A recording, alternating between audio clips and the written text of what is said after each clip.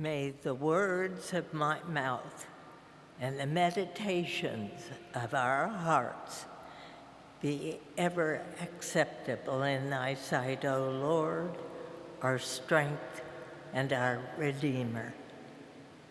Amen.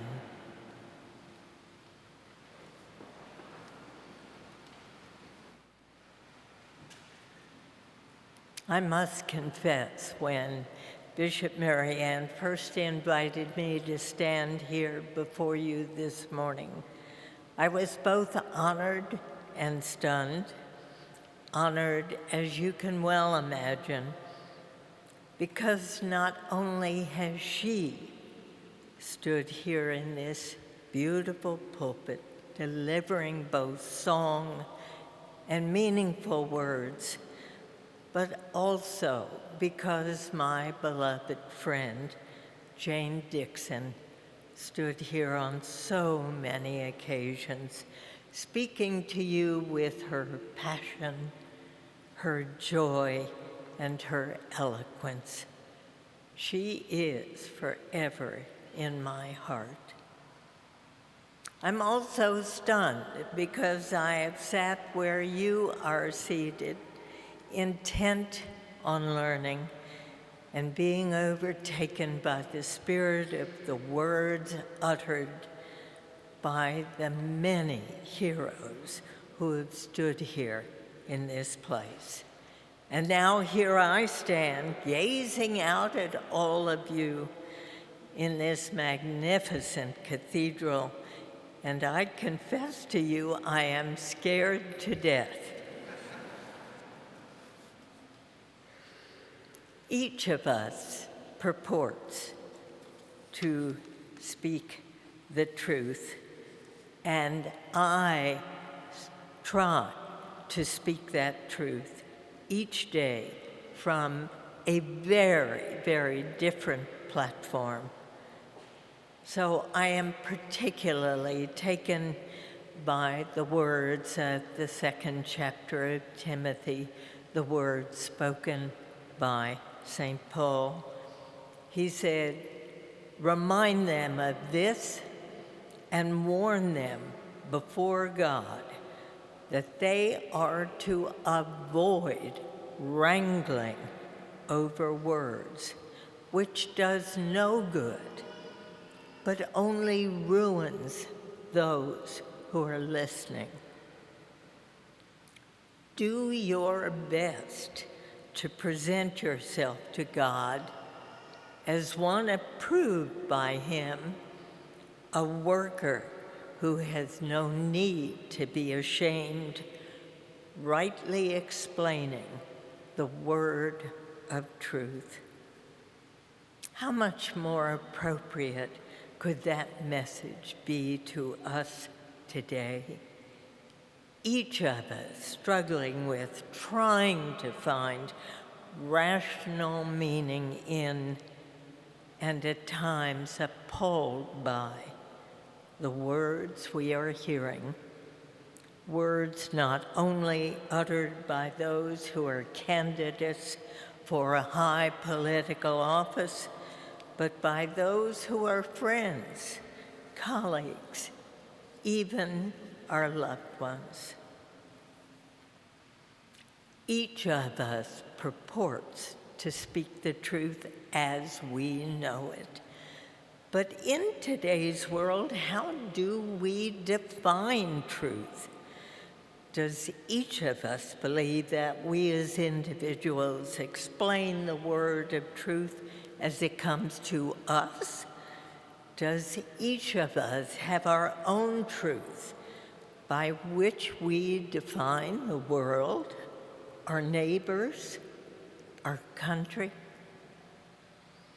It has become almost beyond our ability to know the truth about what's happening in our world. There seems to be no longer one truth. It changes each day, apparently to fit each circumstance, as it comes from world leaders, from Olympic athletes, from media sources, even from presidential candidates. Our world has become a jumbled mess of half-truths, of implications, of denials, of regrets and reversals.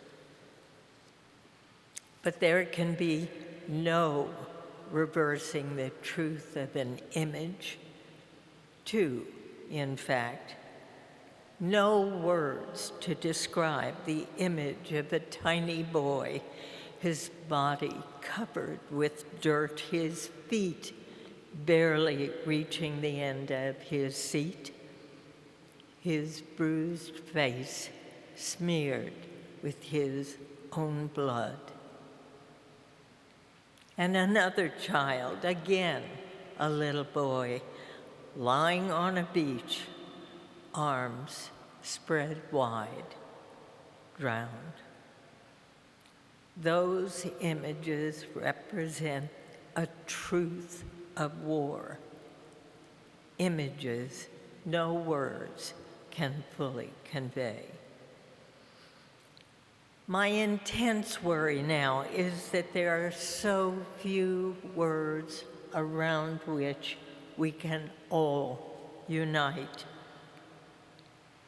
In many ways, we have become divided from each other, reaching our own conclusions, finding our own truths. My worry is not only about what's happening in our country and around the world today, but also the impact of what is happening today on those we leave behind. Are the young people of today seeing the absolutely atrocious behavior on the part of some adults going to mirror that behavior in the future? You've heard so many times that old phrase, "Stop the world, I want to get off." It almost feels that way to me now. I'm fearful of the direction in which we're going, and primarily because of the words we are hearing. And what do we do in the face of hearing words with which we disagree, even vehemently? As a radio host, I can tell you if non-factual words are uttered, it's my job to know enough to counter. If words are used to obfuscate, I ask for clarification. If accusatory words are used, I attempt to find the right words to ensure accuracy. Professionally, that's my obligation. But what about personally? How do we all handle such situations? I was at a small dinner party the other evening with what I regard as a very congenial group. However, when the subject of politics and the election came up, the divisions were apparent, and I found myself, as I have on other occasions, surprised at the comments made by each about various candidates. What I have learned to do, and I must confess it's not easy, what I try to do is to sit back and listen, and to hear not only the words, but the emotions and experiences behind those words. Hostility in this country has risen to such a pitch that countering even in small groups, and especially in small groups, becomes the wrangling, precisely what we are warned to avoid. But then we ask, what is driving the anger? And what can I learn by listening?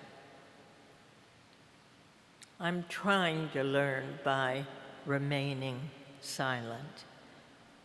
But on the other hand, we are told to present yourself to God as one approved by Him, a worker who has no need to be ashamed, rightly explaining the word of truth.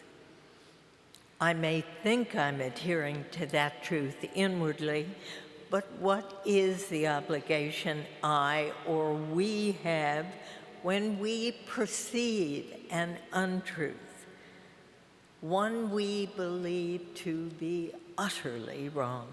What then is our obligation? Do we sit silent, waiting for someone else to take responsibility for making the challenge or for wrangling? A worker who has no need to be ashamed, rightly explaining the word of truth. An extraordinary phrase, asking each of us to look deep inside ourselves, to search not only for the real meaning of the truthful word, even the unsaid word, but also the implication, the ...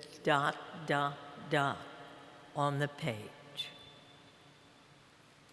There are times when we are told to refrain from speaking our own truth. Times when, because of our work or our positions, to speak our belief may be viewed as too controversial, so we are told to keep silent. I wonder whether that silence sabotages truth-telling, whether by not speaking out for what we believe, we allow our own truth to be swallowed, to be lost, to be hidden inside for the sake of some perceived notion of rule-making. I know there are times when I must keep silent, must hold my own truth unto myself, because when there are millions of people listening, many will find my truth objectionable, even controversial, with no relation to their understanding of truth. And that's the dilemma we all find ourselves in today, hearing so many different versions of what's happening in our world, each person announcing that only his, her version of the truth is correct. We segregate ourselves by reading only those newspapers, books, or columnists who agree with our own world view. We watch only those networks or channels that reflect what we believe. And in the process, we separate ourselves from each other. Where will it end? It's a free country, you might say. We're free to be different, to be separate, to push for our own beliefs. But I would end by saying to you, It's more important than ever that we learn to listen more intently and more intensely than we ever have before. We are not only a country with many divisions, we are a world filled with divisiveness, with many prepared not only to destroy our way of living, but our world itself. We must find ways to enhance our listening skills and heed more closely to the words found in 2 Timothy, to do your best to present yourself to God as one approved by Him, a worker who has no need to be ashamed, rightly explaining the word of truth.